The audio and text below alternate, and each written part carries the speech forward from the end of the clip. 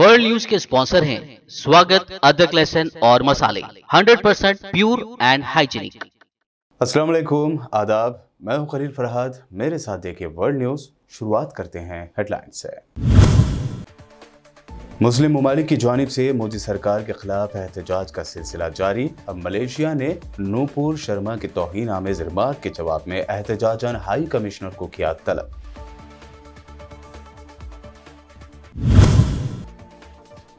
सदारती काबीना के इजलास में तुर्क सदर रजब तैयब एर्दोगान ने सूद को बताया लाना। मुल्क में बढ़ती महंगाई को शरह सूद में इजाफा करके कम करने का मुतालबा कर दिया मुस्तरद। कहा तमाम बुराइयों की जड़ है सूद। रूस और यूक्रेन के दरमियान शहर सिवेरियो डोनेट्स्क में घमासान की जंग जारी। यूक्रेनी सदर ज़ेलेंस्की ने कहा हमारे फौजी नहीं छोड़ेंगे पोजीशन, गलियों में भी हो रही है लड़ाई।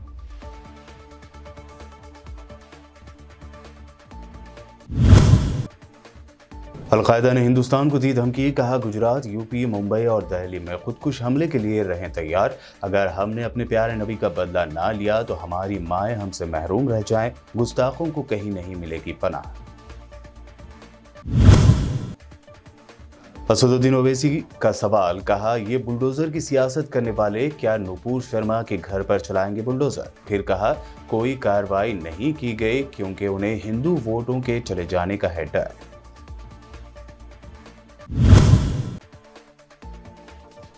नूपुर शर्मा का मामला अभी नहीं हुआ ठंडा कि ऐसे में एक और बीजेपी लीडर हर्षित श्रीवास्तव ने किया तौहीन आमेज तबसरा। यूपी पुलिस ने किया बीजेपी लीडर को गिरफ्तार।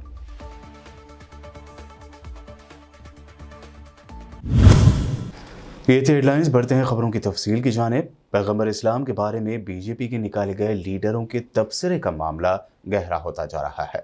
बता दें कि बीजेपी की साबिक तर्जुमान नूपुर शर्मा और एक और लीडर नवील जिंदल ने पैगंबर इस्लाम के तय अहानत आमेज रिमार्क्स किए थे, जिसके बाद उन्हें पार्टी से निकाल दिया गया। ताहम अब भी सऊदी अरब, यूएई, जॉर्डन, ओमान, ईरान और अफगानिस्तान समेत कई ममालिक मोदी सरकार से नाराज है। इसी कड़ी में अब मलेशिया भी शामिल हो गया है। मलेशिया ने बीजेपी लीडरों के मुतनाज़ बयान की मजम्मत करने वाले ममालिक के साथ खड़े होकर पैगंबर की तौहीन की शदीद मजम्मत की। मलेशिया ने इस मामले पर एहतजाजी नोट सौंपने के लिए हिंदुस्तानी हाई कमिश्नर BN रेड्डी को तलब किया। सदारती काबीना के इजलास से बात करते हुए तुर्की के सदर रजब तैयब एर्दोगान का कहना था कि तुर्की एक ताकतवर मुल्क है जो अपने माशी और समाजी प्रोग्रामों को तरक्की देने और उन पर अमल दरामद करने की सलाहियत रखता है।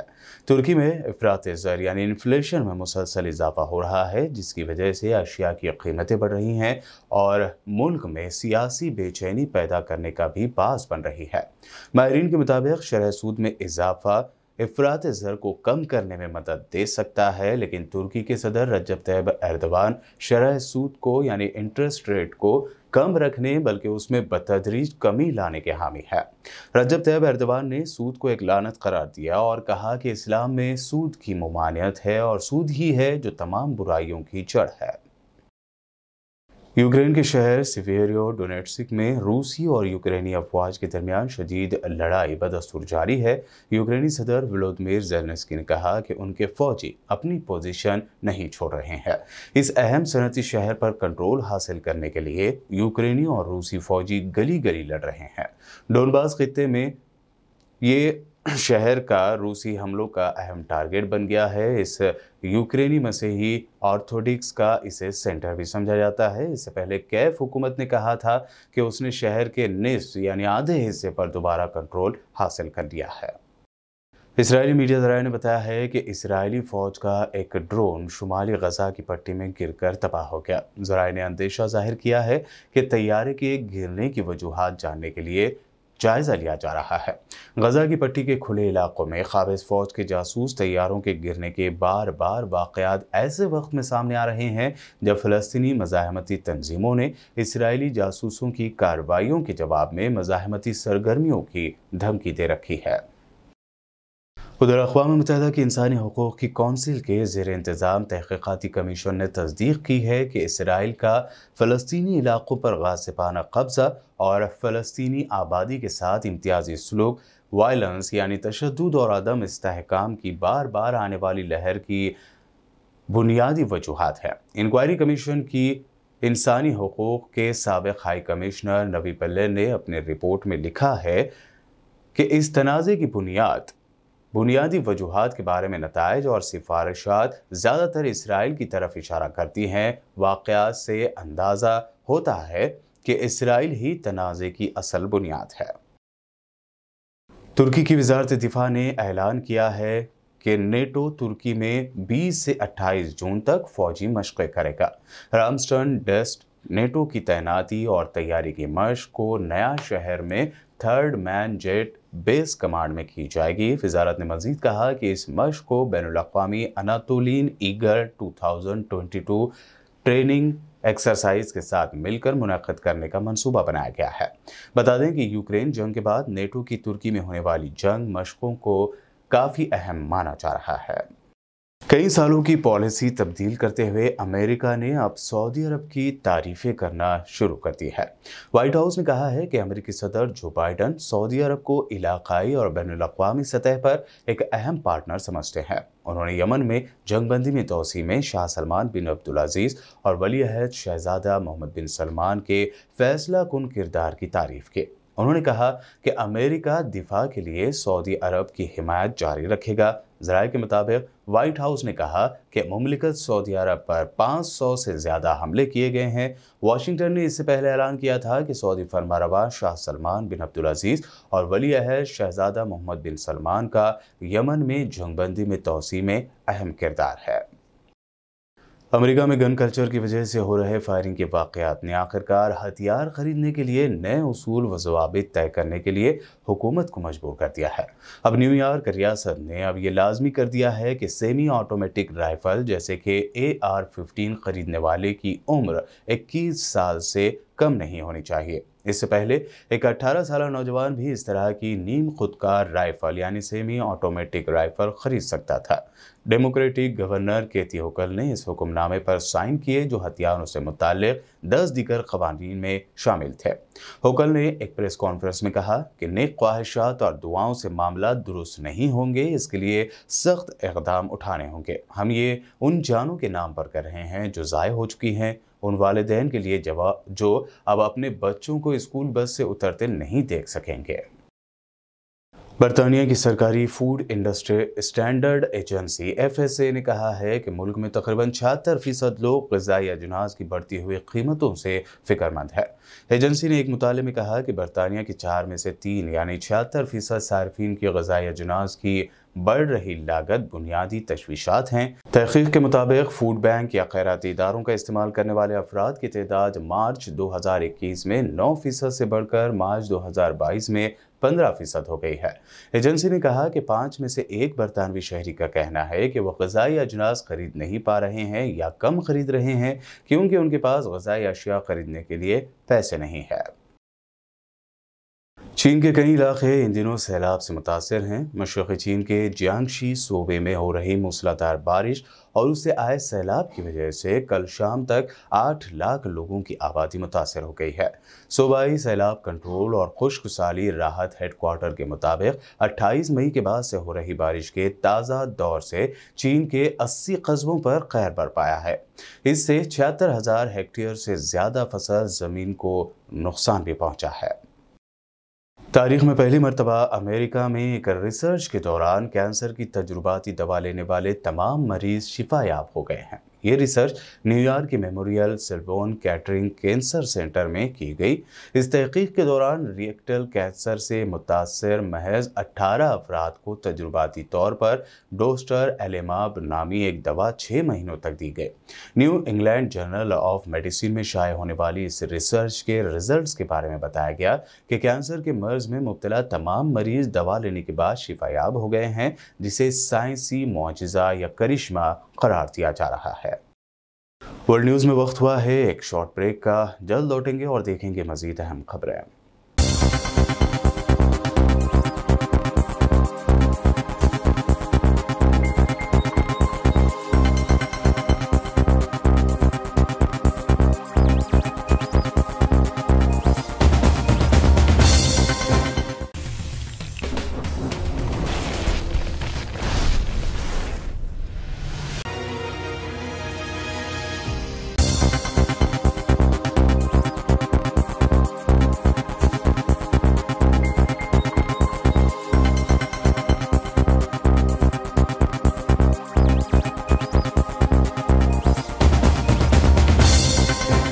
ब्रेक के बाद आगे बढ़ते हैं और अब देखते हैं मज़ीद अहम खबरें। दहशतगर्द तंजीम अल-कायदा ने हिंदुस्तान से मुताल्लिक़ धमकी जारी करते हुए कहा कि हमारे पैगंबर इस्लाम की शान में गुस्ताखी करने के लिए गुजरात, यूपी, मुंबई और दिल्ली में खुदकुश हमले के लिए तैयार हैं।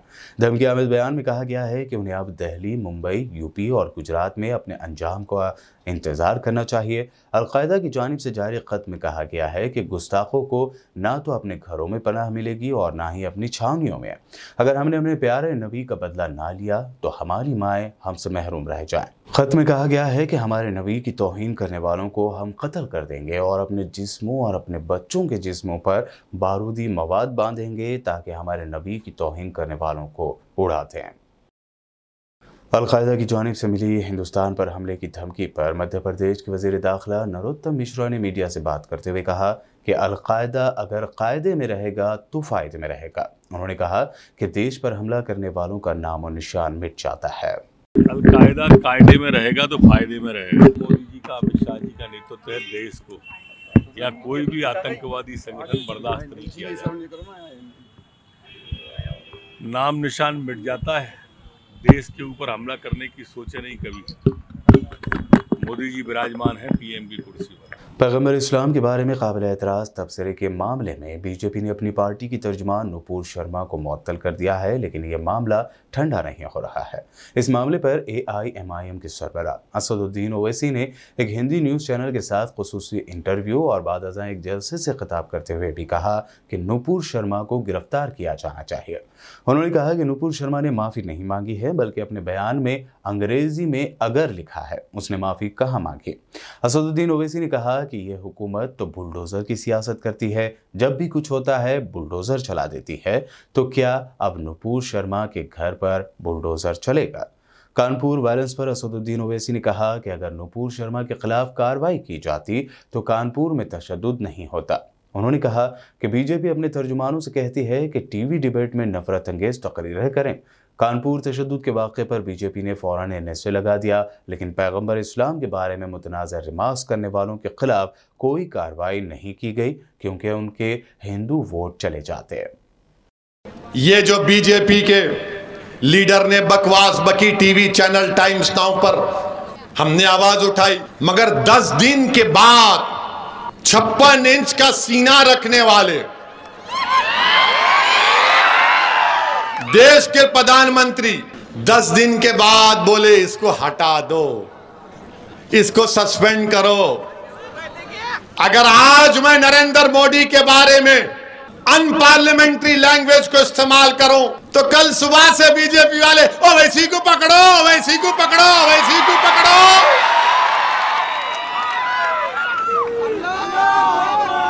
आप बताइए, 10 दिन के बाद मोदी को ख्याल आया, हम पुकार रहे हैं, बोल रहे हैं, मगर टस से मस नहीं होते मित्रों। और कब हरकत में आते हैं? हरकत में कब आते हैं? जब खतर में कुछ होता है, सऊदी अरब में कुछ होता है, अरब इमारात में कुछ होता है, बहरीन में कुछ होता है।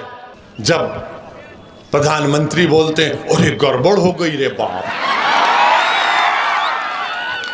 अब तो मैं चाय भी नहीं पिला सकता इनको, तब प्रधानमंत्री को ख्याल आता है मोदी को, हो बहुत बुरी तरह। आपको मालूम 50% ऑयल वहां से आता, 40% गैस कतर से आती। मतलब कौन लोग बोल रहा आपको? आपको मालूम कि भारत का 55% फॉरेन रेमिटेंस यहां से आता, यहां से आता। 8 मिलियन लोग यानी 80 लाख लोग भारत के वहां काम कर रहे हैं। देश के प्रधानमंत्री, कभी सोचो आप, अगर उनको कुछ हो जाएगा वहां के मुल्क में, वहां पर उनकी जान और माल को खतरा पैदा हो जाएगा तो क्या? एक जानिब पूरी दुनिया बीजेपी से निकाली गई नुपुर शर्मा पर तनकीद कर रही है, तो दूसरी जानिब मोदी सरकार की सबसे बड़ी हामी एक्ट्रेस कंगना रनावत ने नुपुर शर्मा को सपोर्ट किया है। कंगना रनावत का कहना था कि उन्हें यानी नुपुर शर्मा को अपनी बात सबके सामने रखने का पूरा हक है। नुपुर शर्मा को जान से मारने की मिली धमकियों की मजम्मत करते हुए कंगना ने कहा कि अगर वो लगभग 10 दिन पहले एक टीवी डिबेट के दौरान किए गए तबसरे से नाराज हैं तो वो कानूनी रास्ता अपना सकते हैं। इंसाफ के लिए अदालत के दरवाजे खटखटा सकते हैं, लेकिन अपने आप को डॉन समझने की कोशिश ना करें। रनावत ने आगे लिखा कि ये अफगानिस्तान नहीं है। जो लोग भूल गए हैं उन्हें याद दिलाऊं कि हमारे पास एक अच्छी सरकार है जिसे जमहूरी तौर पर चुना गया है। बीजेपी लीडर नुपुर शर्मा और नवीन जिंदल की जानिब से पैगंबर के बारे में तौहीन आमेज रिमार्क पर उठा मुद्दा ठंडा नहीं हुआ कि एक और बीजेपी लीडर को यूपी पुलिस ने नबी की तौहीन के इल्जाम में गिरफ्तार किया है। बीजेपी लीडर की शिनाख्त हर्षित श्रीवास्तव के तौर पर हुई है, ऐसा ज़राए की जानिब से बताया जा रहा है। पुलिस ने यह कार्रवाई सोशल मीडिया पर भड़काऊ पोस्ट डालने को लेकर की है। हर्षित बीजेपी युवा मोर्चे का साबिक जिला मिनिस्टर है। कानपुर पुलिस कमिश्नर विजय मीना ने कहा कि जो भी मजहबी जज्बात के साथ खिलवाड़ करने की कोशिश करेगा उसके खिलाफ हम कार्रवाई करेंगे। महाराष्ट्र में राज्यसभा के लिए जारी सियासी जोड़-तोड़ की कोशिशों के दरमियान मजलिस इत्तेहादुल मुस्लिमीन का लातूर में अजीमुश्शान जलसा हुआ, जिसमें औरंगाबाद के एमपी इम्तियाज जलील ने खिताब किया। उन्होंने कहा कि पार्लियामेंट में अब एक नहीं मजलिस के 2 एमपी हैं और यही लोगों को बर्दाश्त नहीं हो रहा है। लेकिन आज हमें किस नजरिए से देखा जा रहा, सिर्फ अपने जाती मफाद के लिए, सिर्फ अपनी राजनीतिक रोटियां सेकने के लिए आज मुल्क के वजीर आजम नरेंद्र मोदी साहब इस देश को कमजोर करने का काम कर रहे, जाति धर्म मजहब के अंदर बांटने का काम कर रहे।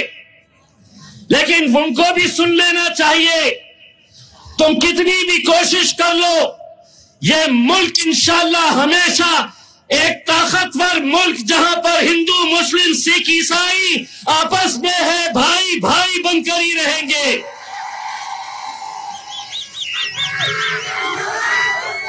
वो पहले का दौर गया जब कांग्रेस का लीडर हुआ करता था, जब राष्ट्रवादी का लीडर हुआ करता था, वो बोलते थे और ये सुनते थे।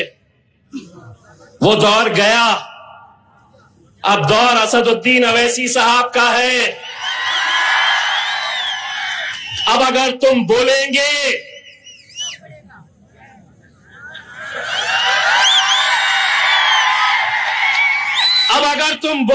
तो तुम्हारे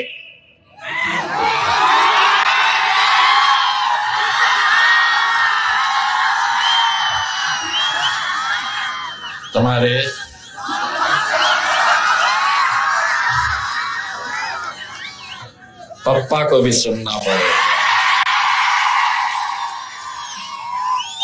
आज मुझे ये बताते हुए खुशी होती है कि जब मैं पार्लियामेंट के अंदर, जिस पार्लियामेंट के बारे में कहा जाता था कि ये बैरिस्टर असदुद्दीन अवैसी एक अकेला एमपी है, तंज करते थे, मजाक उड़ाते थे और कहते थे कि ये अकेला है और अकेला ही रहेगा।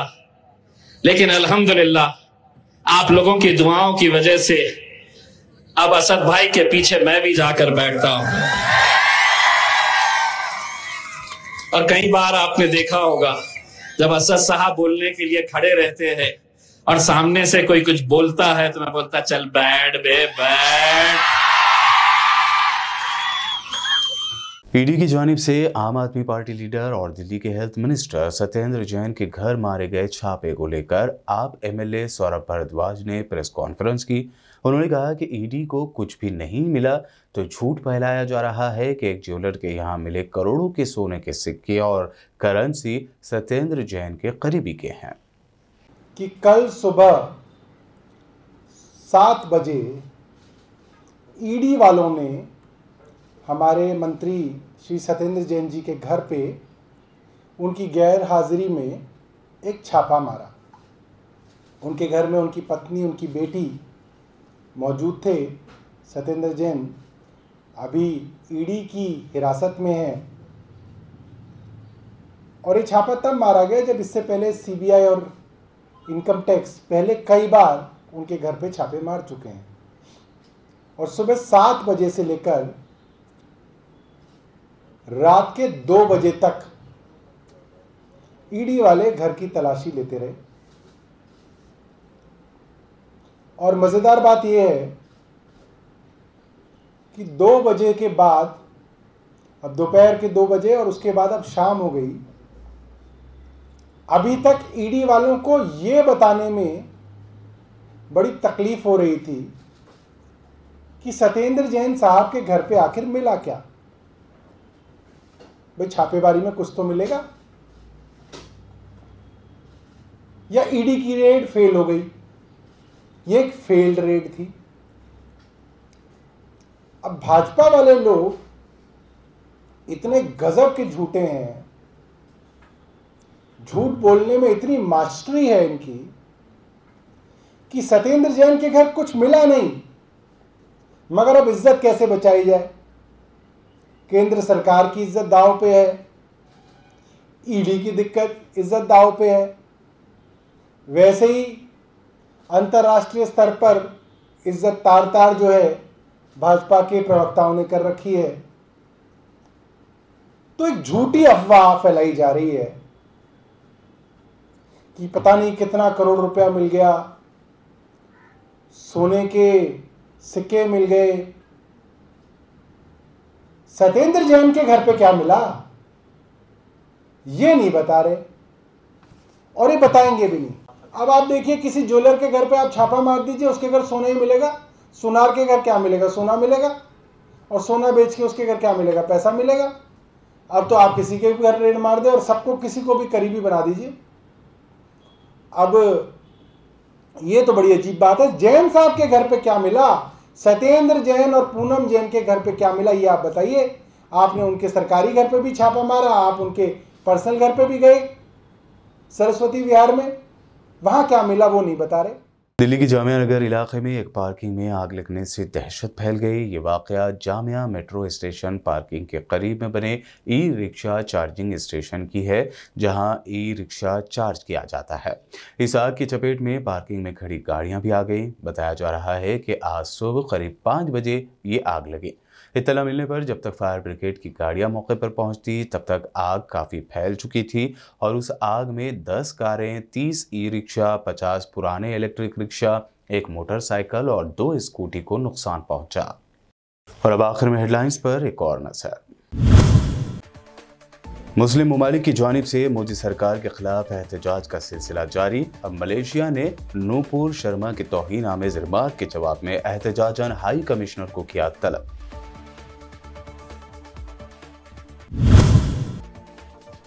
सदारती काबीना के इजलास में तुर्क सदर रजब तैयब एर्दोगान ने सूद को बताया लाना। मुल्क में बढ़ती महंगाई को शरह सूद में इजाफा करके कम करने का मुतालबा कर दिया मुस्तरद। कहा तमाम बुराइयों की जड़ है सूद। रूस और यूक्रेन के दरमियान शहर सिवेरियो डोनेट्स्क में घमासान की जंग जारी। यूक्रेनी सदर ज़ेलेंस्की ने कहा, हमारे फौजी नहीं छोड़ेंगे पोजीशन, गलियों में भी हो रही है लड़ाई।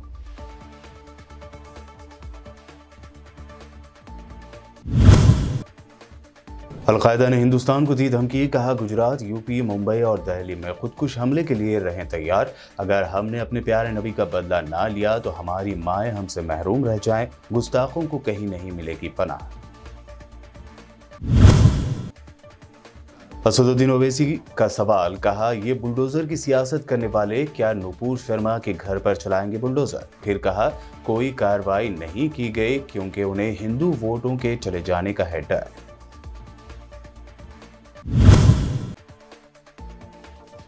नूपुर शर्मा का मामला अभी नहीं हुआ ठंडा कि ऐसे में एक और बीजेपी लीडर हर्षित श्रीवास्तव ने किया तौहीन आमेज तबसरा। यूपी पुलिस ने किया बीजेपी लीडर को गिरफ्तार।